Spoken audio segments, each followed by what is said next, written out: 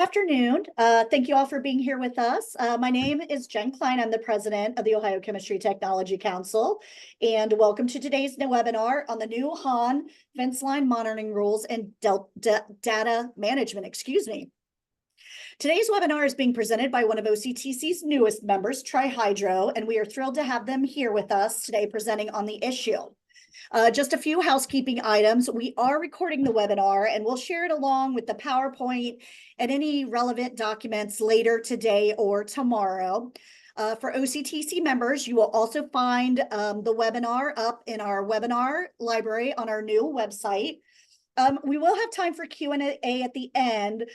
However, as we go along, feel free to put questions in the chat, and we will be monitoring that to ensure that they get asked at the end of the presentation. As I mentioned, we have a lot to cover in this hour. So with that, I will turn it over to Trihydro.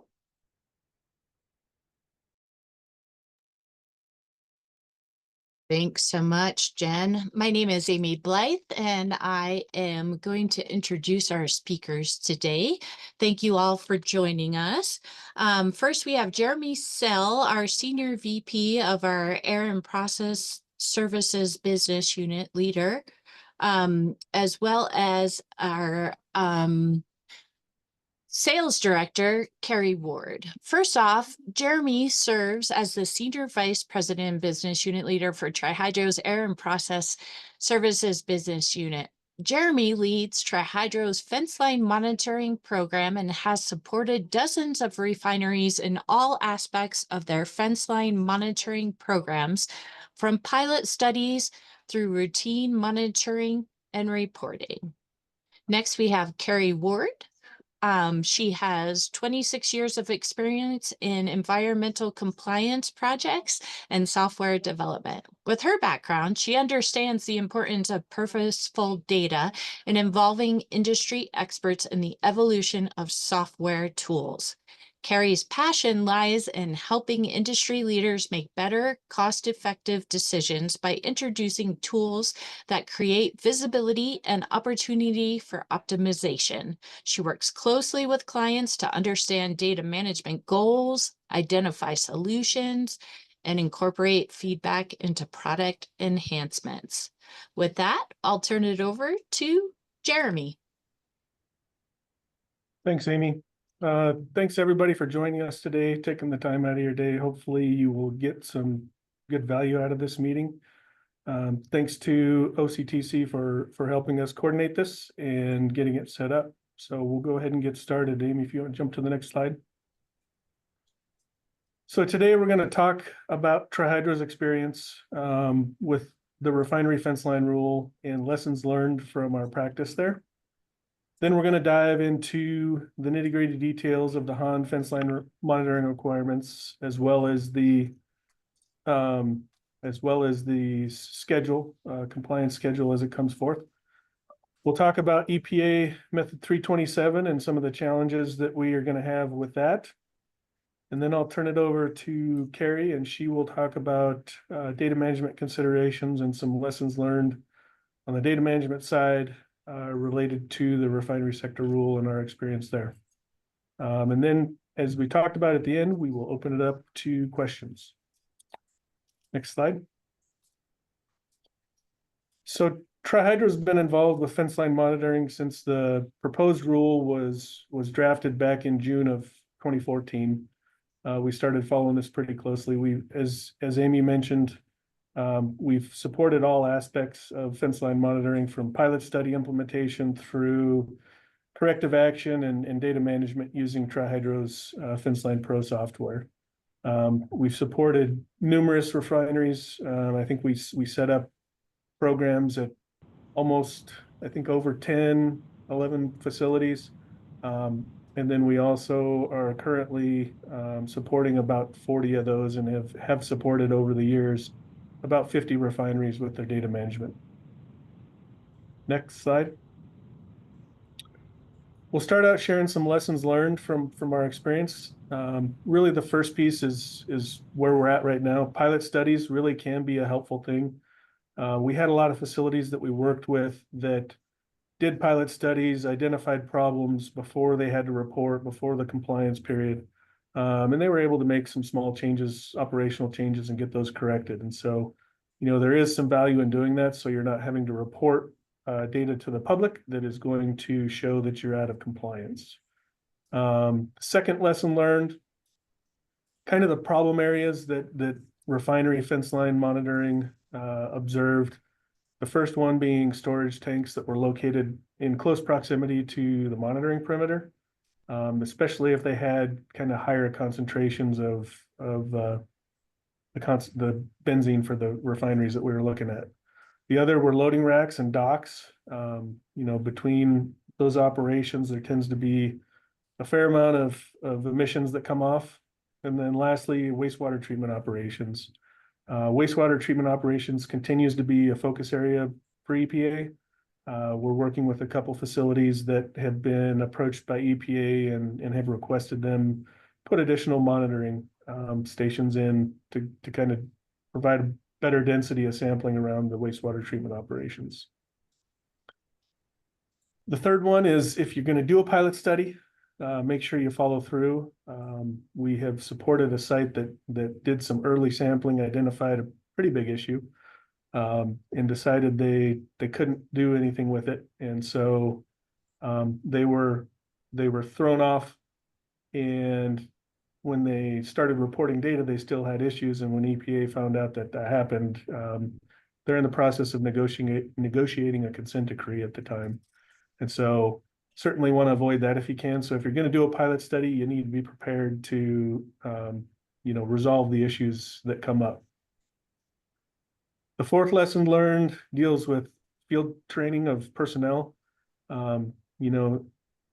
For fence line monitoring for the refineries was relatively straightforward with diffusion tubes. The stuff we'll be doing for the HON is a little more involved. But even for the tubes, it's important to make sure the technicians understand what they're supposed to do, how they're supposed to do it, and why they're doing it so that they understand, where the pitfalls may be. And then lastly, and we'll get to this at the end of the presentation, but site-specific monitoring plans really are a valuable asset, especially for facilities that are located in proximity to another facility. If you're getting offsite contributions, you certainly can take advantage of those. But there is quite a bit of work to be done to collect data to show that you are having impacts from offsite. So with that, we'll dive into the nitty-gritty of the HON requirements. Applicability first, so including SOCMI facilities and several polymer and resin 1 source categories. So, if you're in chemical manufacturing, pretty good chance you're going to be there. The one thing that EPA changed from the proposed rule to the final rule is that underlined affected facility. You want me to move? No, you're fine. Originally, it was stated as the site must use, produce, store, or emit, and they changed that. They overlooked the fact that they had put site, they intended affected facilities. So those use, produce, store, or emit of the chemicals listed has to be actually from the HON affected unit. So a little clarification on applicability there. Next slide. Schedule for implementation of fence line monitoring. The final rule was published in May. We just had the effective date pass earlier this month, July 15th. And monitoring is required to start within 2 years. So July 2026, we'll begin fence line monitoring. And then July 2027, facilities will be required to begin reporting. And they will be required to begin performing root cause analysis and corrective actions. So the reason for the delay in the root cause analysis and corrective actions is due to the fact that there's other requirements in the HON rule that require sources to have controls put in place, but the date doesn't coincide with until that point. So they're basically saying, we don't want you going out and doing RCAs on things that we have in the rule that you're already going to be addressing. So that's why there's a little bit of delay there in the corrective action side of things. Next slide. So for those of you who haven't seen diffusion tube sampling before, I just put some photos in here to kind of show The equipment that you'll see, so the first photo on the left is going to be a Pelican case that includes all the sample tubes. Configuration of these are a little bit different depending on the lab, but typically they're fairly similar in how they got them laid out. Second photo is going to show there's a diffusion cap is the little circle thing at the left side of the second photo. The tube with end caps on it is the middle, and then the plastic kind of protective case for the tube as it's shipped. The third photo shows a shelter. The samples go up inside of that aluminum shelter. The sample on the left would be a blank, so you can see that both end caps are still on the tube. The sample on the right is going to be an actual sample that's exposed, so you can see the diffusion cap is on and the bottom cap is removed. And then the last photo is just one of our guys out in the field collecting samples. Next slide. So the first thing with Fenceline monitoring is determining your monitoring perimeter. And pretty simple and straightforward. Your monitoring perimeter has to be on the facility's property, but it doesn't necessarily have to be on the facility boundary or on the property boundary. And so you can see in the photo, the green line is the property boundary. The facility decided to use the blue line as their monitoring perimeter. And that can be advantageous because, you know, the size of your monitoring perimeter determines the number of sample stations. So it may help you in terms of reducing your samples. Next slide. So in terms of siting your monitoring stations for diffusion sampling using method 325A, there's two methods. The first method is going to be the linear method, and this is based on the length of your monitoring perimeter. And so if your monitoring perimeter is less than 24,000 feet, you're going to take that divided by 12, and that would be your spacing. If it's greater than 24,000 feet, you're going to put a sample station every 2,000 feet.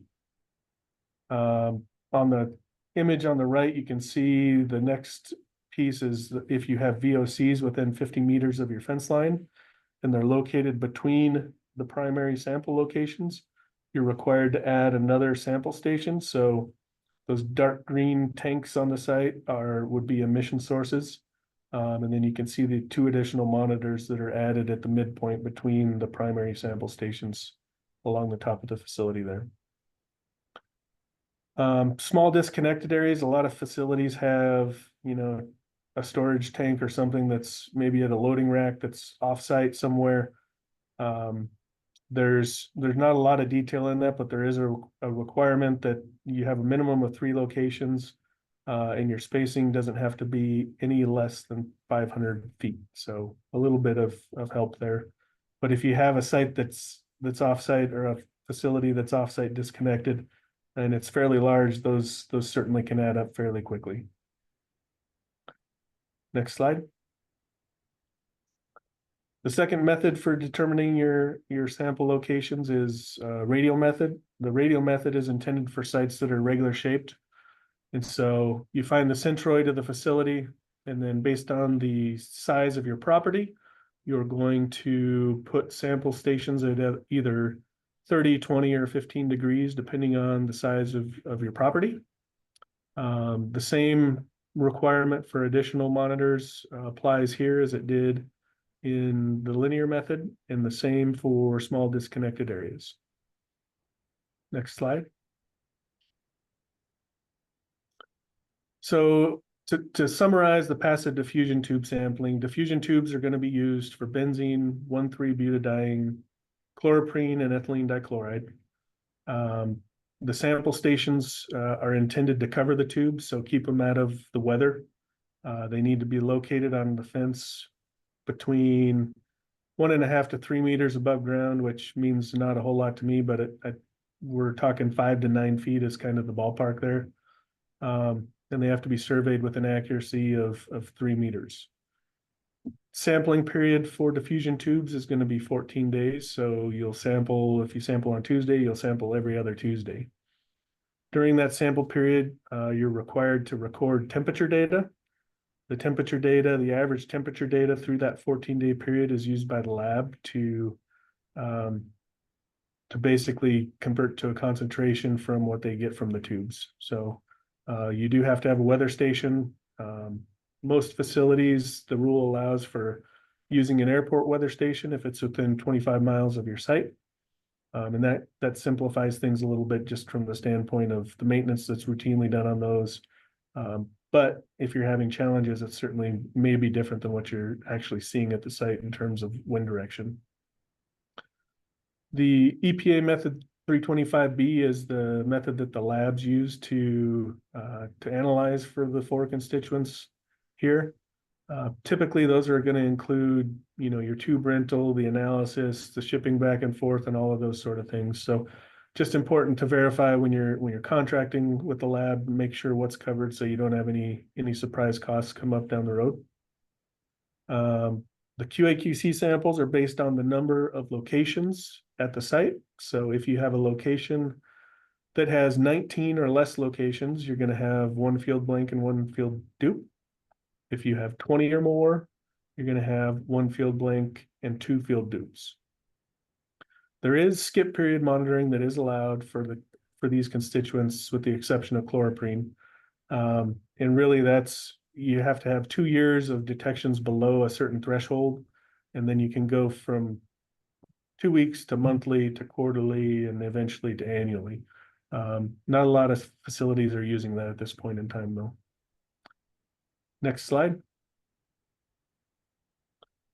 We'll go ahead and jump into Summa canister sampling. So again, some photos just to orient people with what we're talking about. For the Summa canister sampling that's going to be used for vinyl chloride and ethylene oxide, the 6-liter Summa canister is required. So that's the round canister in the first photo, fairly large in size. The middle photo is just showing the inlet to the Summa canister with the plug on it. And then the one on the right is deployed in the field. And the pink thing that you can see in the image is the regulator that allows the air to come in certain flow rate. And for this, it's going to be a 24-hour sample that we're looking to collect. Next slide. So sample siting for Summa canisters is different than what we did for the diffusion tubes. Again, we're looking at the monitoring perimeter distance, and this time instead of feet, we're going to meters. Less than 5,000 meters, we're going to do 8 locations. A little bit different here too, in that one of the locations has to be closest to the source of the target analyte. So if you had a tank of vinyl chloride sitting, next to the fence line, one of your sample locations would need to be adjacent to that on the fence line. And that applies for each of these different size facilities. You go to the next one, 5,000 to 10,000 meters, you're going to have 16 sample locations, and then greater than 10,000, you're going to have 24. EPA was a lot more specific on the disconnected areas here, and so they did it based on size. So if you're less than 50 acres, you're going to have 2 sample locations. One would be in the prevailing downwind direction, and the other would be on the opposite side of the facility. If you're 50 to 150 acres, then you're going to have 4 equally spaced. Again, you would have to have the one that's located closest to the source of the target analyte. And then if you're greater than 150, you go back to the above and look at monitoring perimeter and your siting based on that. Next slide. So Summa canister sampling, summary, 6-liter Summa canisters used for vinyl chloride and ethylene oxide. Again, the canisters or the Summa canisters are supposed to be under a shelter. You notice in the photo that I showed at the beginning, that's not the case. Those aluminum shelters for the diffusion tubes didn't exist until Fenceline monitoring came along. So we're expecting that the labs or somebody will come up with a method for protecting the Summa canisters while they're deployed in the field. Same location requirements above the ground surface. And then the sample period is one of those that creates a little bit of a challenge. 24-hour sample period every 5 days. And so every 5 days means you're going to have holidays and weekends to contend with. So just something to be aware of, a little more time intensive sampling than the diffusion tubes. The other trick is going to be samples have to be collected within 1 hour. So if you start at 8 o'clock, all of the samples have to be deployed within 1 hour. We've been to sites where, you couldn't get to each of the locations within an hour if everything went well. But what happens when you have, a lightning delay? I was at a plant yesterday and we had a 45-minute shutdown because we had lightning. What happens when the train rolls through the tracks and you can't get to the other side of the facility? Certainly have some pretty strict issues here that aren't going to have a lot of flexibility, it doesn't seem. In terms of the 8 locations and how they're sampled, for the small sites where we only have 8, they're going to get monitored every time. For the mid-size that have 16, you're going to have odd and even number stations, and you'll rotate between the 2 of those every 5 days. And then for the large facilities that have 24 locations, you will do 8 samples, 3 different sets throughout the period. Again, these will be done using EPA method 327, and we'll talk about that a little bit, some of the challenges with that on the next slide. QA/QC samples. Nope, not quite done. QA/QC samples are going to require one field blank and 1 field dupe. And there is skip period monitoring allowed here, but it's only for vinyl chloride and only for the sites that have 8 sample locations. So you're kind of doing skip period anyway on those larger sites where you have 16 and 24. You're not sampling every location every time. And that's why they're not allowing the skip period there. Go ahead.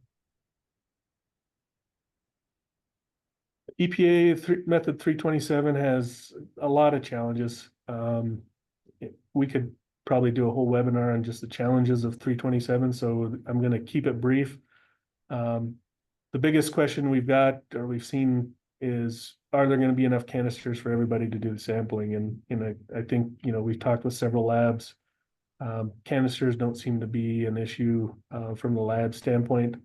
Although, depending on the lab that you talk to, somewhere between 40 and 50 canisters are going to have to be designated per site just due to the recertification requirements and in the QA that the labs have to do on the canisters. So fairly involved from that standpoint.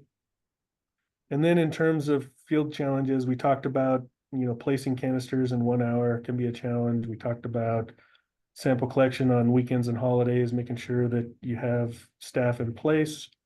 We're looking at the 24-hour sample period has to be plus or minus 1 hour for the sample period. So, if you started at 8 the day before, you got to start at 8 and be done in an hour the following day.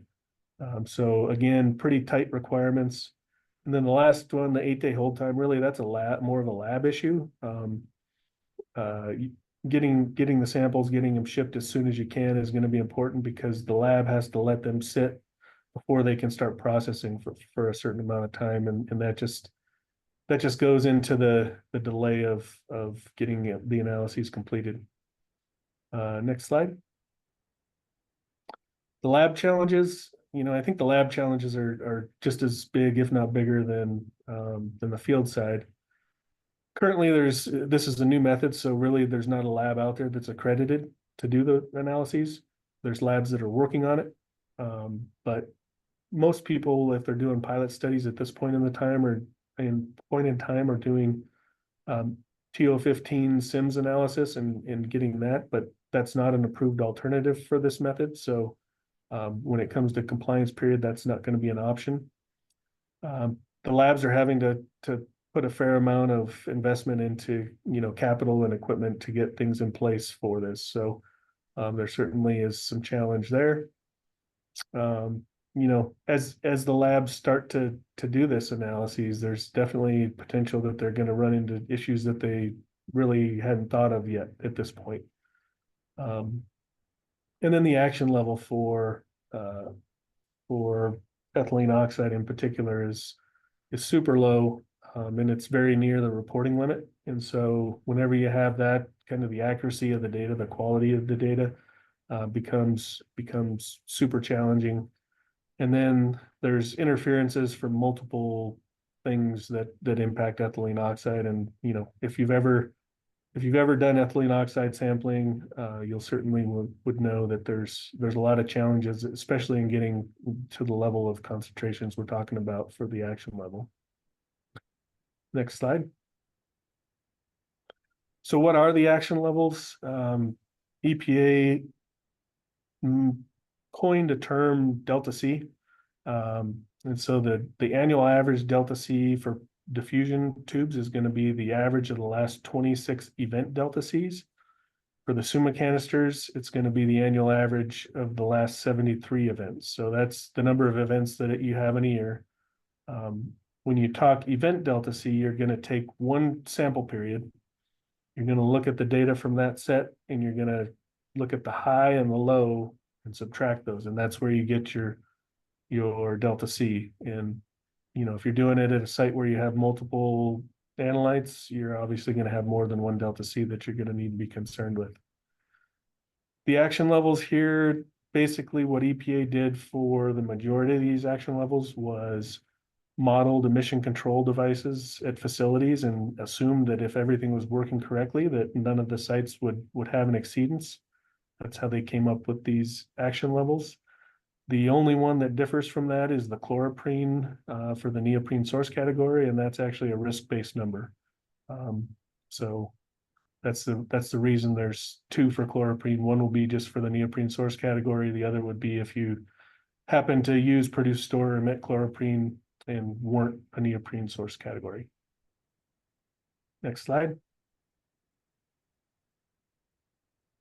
What happens if you have an annual average exceedance? For the next 3 years, nothing. But once we get past that period of time, it's going to trigger a root cause analysis and corrective actions. So when you determine you have an exceedance, you have 5 days to get out there to start an investigation to figure out what it's coming from. And that can involve, you know, getting out and doing work with your camera to look at tanks, see if you can see a leak, doing method 21 LDAR inspections. You know, you can go and meet with operators, ask them if there were, you know, if there was an upset, those type of things.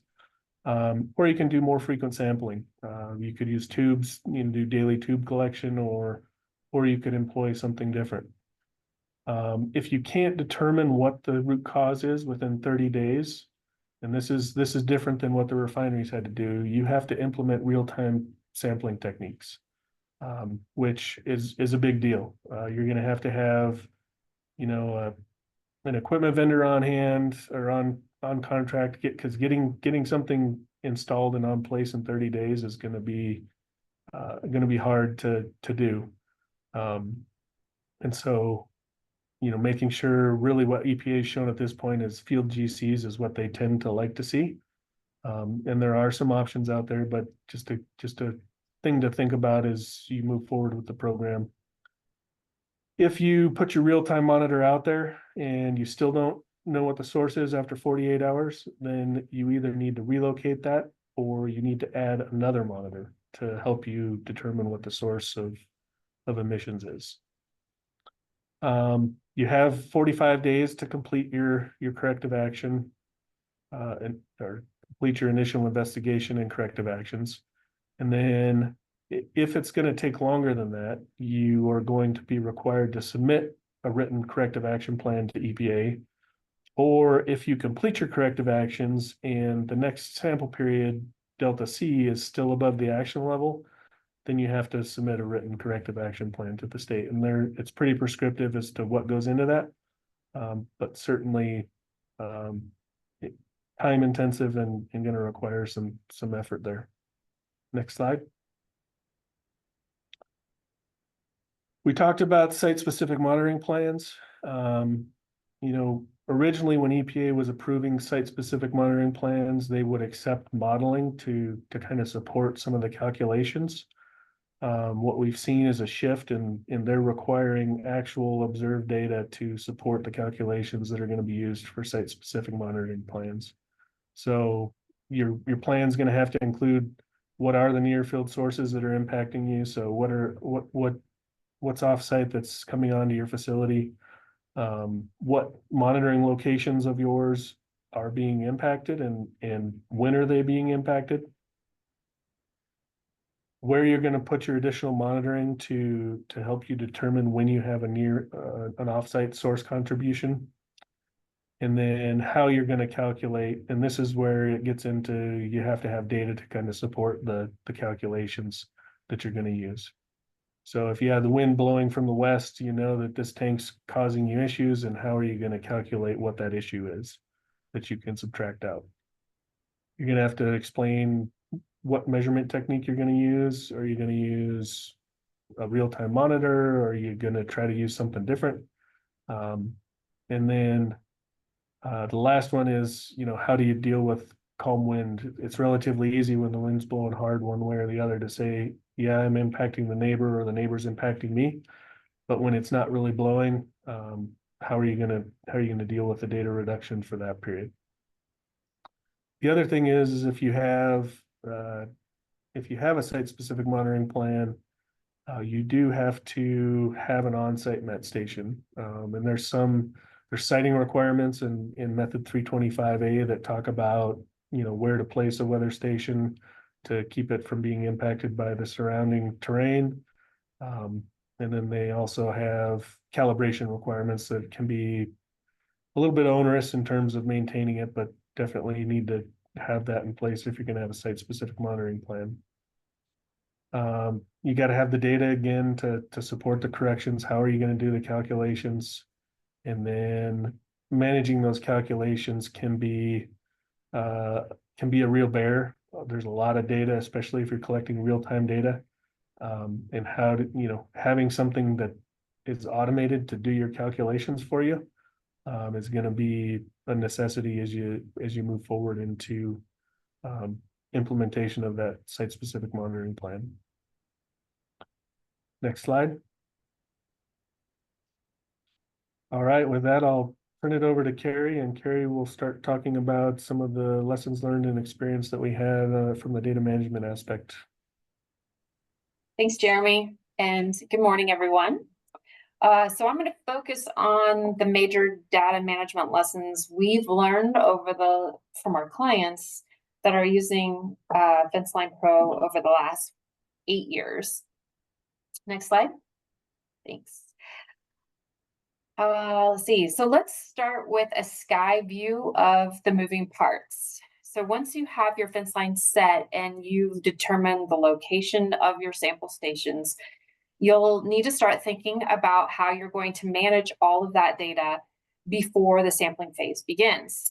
So each step of the workflow often begets the next step.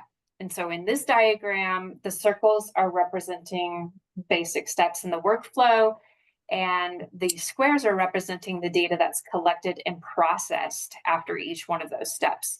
So with this diagram, I hope to convey our first lessons learned, which is find a data management system that is reliable and plans to be around for a while. Next slide.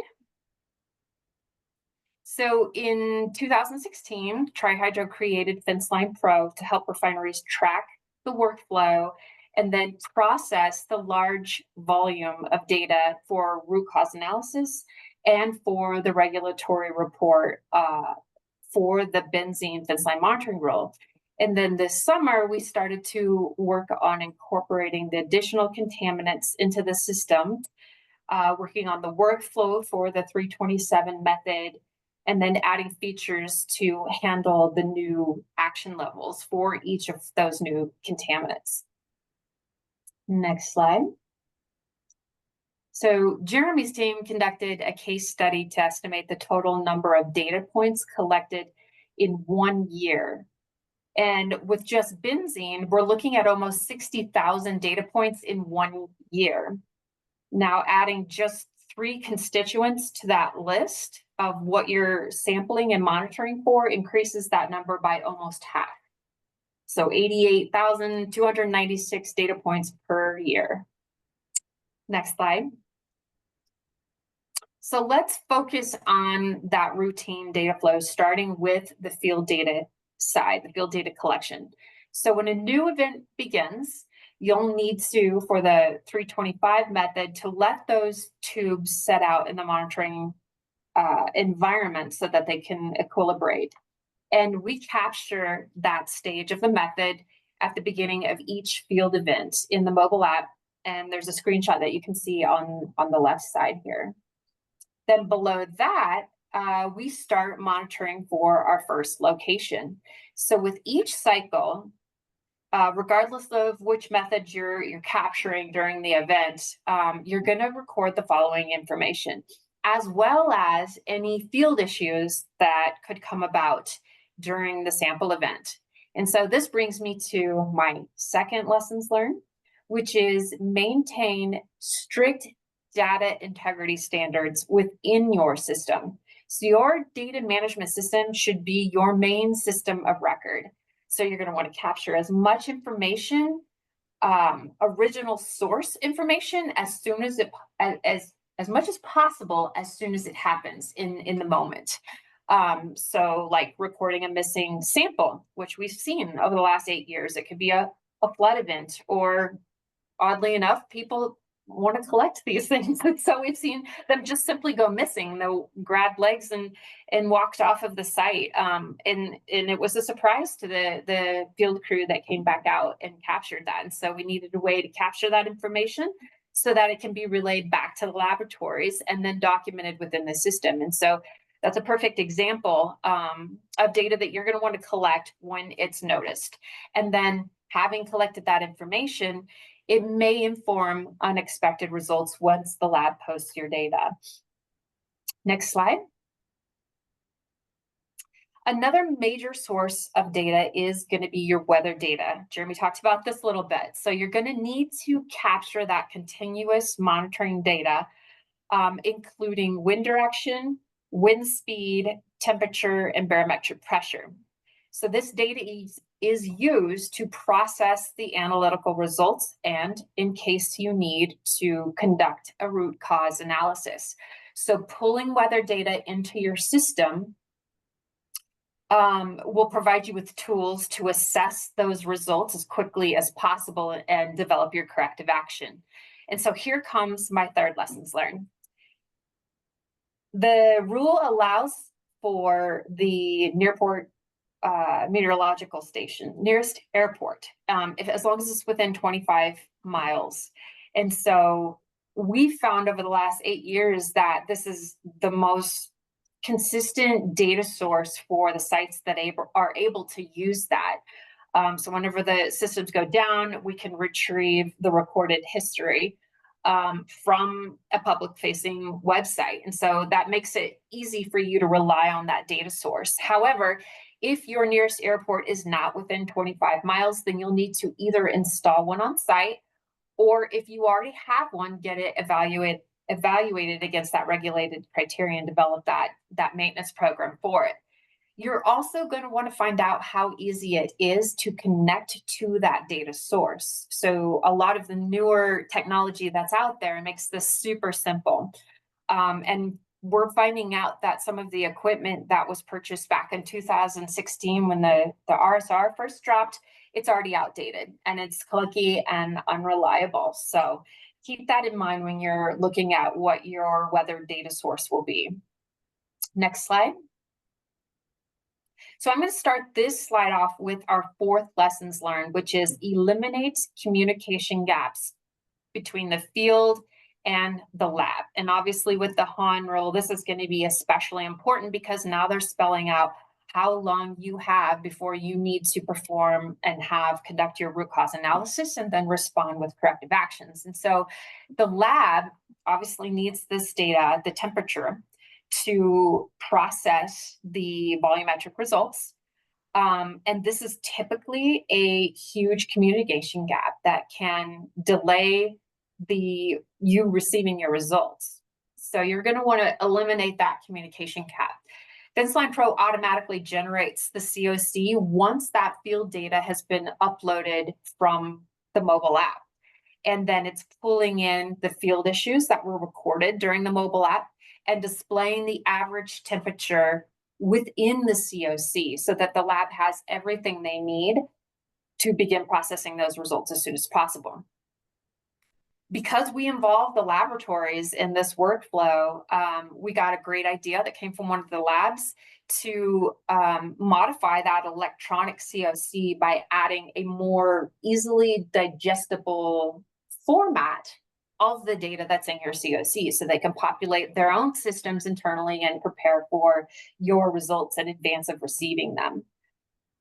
So in fact, most of the labs that we work with, focusing on the 325 and looking forward towards the 327 have been given access to the tool for each of the sites that they do the work for, and that's so that they can log in and retrieve the COC and then upload that analytical data as soon as it's ready.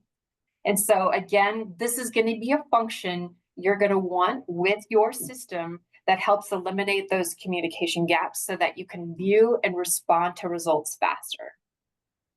Next slide. Okay, finding a reliable system that can pull all of your data sources together will help automate your workflow and provide efficiencies for your program by eliminating communication gaps, expediting results and response time, and simplifying the reporting process. So streaming your weather data in, data from continuous monitors, facilitating easy and verified lab data uploads, and then automatically creating your COC are all huge time savers when you need to review and report your data. So having it all in one place also allows you to automate other steps in that process and provide checks and balances. So this is my 5th lessons learned. Set up notifications within your system. Reminders when samples are due will help your crews continue to multitask without missing a monitoring event. You'll want program logic to ensure all samples are collected, including the QC samples, and that they're properly documented as QC samples. Seen that before as well. And then when the monitoring cycle is set in motion, these notifications can help avoid complacency or errors during staff turnovers. So one of the biggest returns from streaming your data into one system and then setting up those notifications is having a system automate the calculated delta C and rolling average calculations so that when there is an exceedance, you're the first to know. Next slide. So the Delta C alerts in Fenceline Pro will send you a link via email or text message. And that link will take you to this page in Fenceline Pro when that alert is activated. And so from here, you'll have all the information at a glance to support your root cause analysis. In the upper left, you have a graphical trend of the last 3 Delta Cs that were monitored. You'll have on the right, you'll have a snapshot of your aerial site with the results from that event that triggered the alert displayed on the map. And then down below in the left corner, this is where we're going to pull in any notes, any field issues that arose during that sampling event, or just even observations that they recorded, maybe a tank clean out. We're going to pull those in because they're tagged with that monitoring event. So that could help be informative and maybe help suggest a root cause. And then off to the right, you have the average weather data. So from here, you can drill down into the details with tools in, next slide, tabular format. So from here, you can filter and search on the data and then export it to Excel. Next slide. We have 6 graphs that are graphing your data and updated instantaneously once the lab data gets loaded into the system. This is pulling in your Delta, or running the Delta C and pulling in the weather data and distributing that within the graph along with your results. And then finally, next slide, we have tools to view your data geographically. So this powerful map displays each sample period's results with a windrows that's drawn using the weather data from that sample event. So you can look at past monitoring events and display that data on the map. And because we're pulling this data in continuously, so we're getting hourly results from weather stations, we can draw then a daily windrows if you animate the map and display that across your site to maybe indicate an anomalous weather event that could have triggered maybe some unusual wind pattern or directional pattern of those results. Results then are also represented for each constituent in a colored gradient based on the intensity of that concentration. And that's going to help you potentially identify sources and also how nearby stations might be impacted by a high reading. So again, each of these features, the map, the table, and the graph, are automatically and immediately updated each time your lab results are loaded into the system. So that's maximizing the time available to you to evaluate your results and perform corrective actions. And then, of course, if you aren't making a habit of loading into the system and taking a look as soon as your results are uploaded, you can set those notifications to remind you to go in as soon as the data is uploaded. Next slide. So then the final component of an effective data management system is going to be reporting. So the EPA requires refineries to report Fenceline monitoring results, including the delta C and the rolling average once a quarter. They must populate the reporting template in very specific format criteria so that it can successfully be uploaded into their SEDRI system. And so my screenshot off to the left here is showing you an example of that template that's been populated. And you can see it has 6 different tabs worth of data that need to represent the required information about your sample stations, the individual lab results, and those delta C and rolling average calculations. The report is currently uploading into the SEDRI, and so then that data becomes publicly available on the right now it goes to the benzene Fenceline monitoring dashboard. So noting that you're going to want the opportunity to review that data as thoroughly as you can is going to be really important to get that report prepared as quickly as possible. So having it be an easy button is going to be beneficial to you. Our system also creates a flash report like the one that you see on the right. And that is generated automatically for each monitoring event. And it shows you your high reading, your low reading, and the delta C calculation, as well as the rolling average calculation. And then also any flags or information about your QC data. So this information or this particular report is also available in a notification. So again, if you're not logging into the system on a regular basis, you can have this report pushed to you and any other stakeholders that need to keep tabs of what's going on a routine basis. Next slide. That's all I have to present.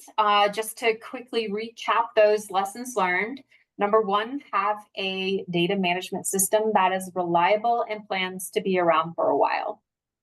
Number 2, maintain strict data integrity standards from the very beginning. Your data is going to go public, so having everything in one spot in a very usable, helpful way is going to be really important as well. Use a nearby airport weather data if you can.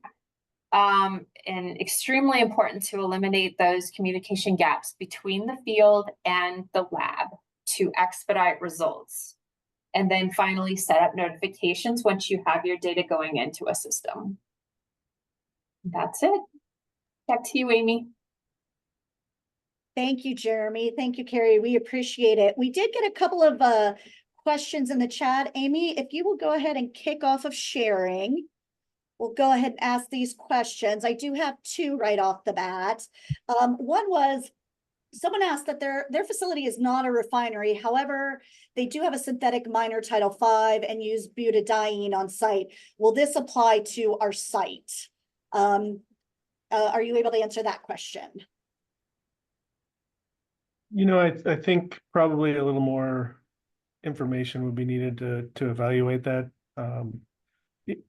It depends on the facility type. So I think certainly we can work through that with that person offline. Okay, we'll be sure to share that information. The next question, which was in the chat, is regarding the providers who will work with plants to ensure compliance. This is actually a two-part question. One is, can you subdivide the required activities and indicate industry-leading firms in each area who are known for providing those services? And then two, what type of provider partnerships are likely to emerge? For example, provider A performs functions A, B, and C, and provider B performs D, E, F.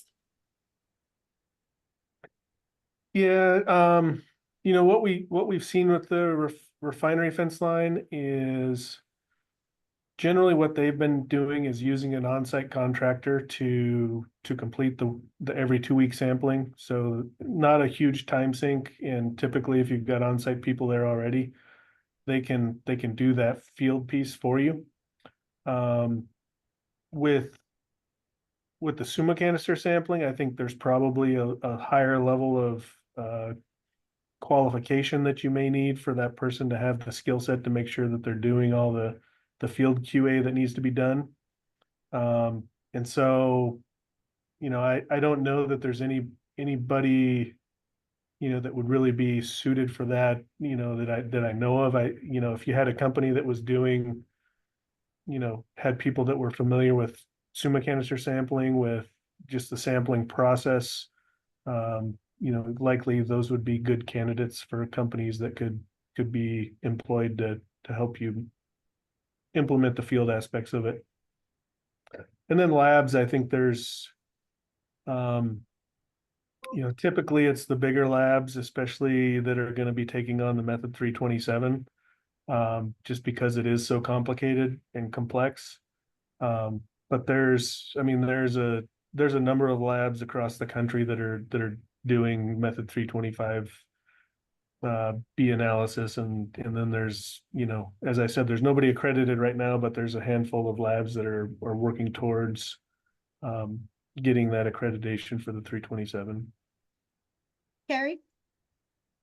Yeah, and I was only going to add to that there's a few different companies that are providing the data management side of it. A lot of those, I believe, are part of a package deal.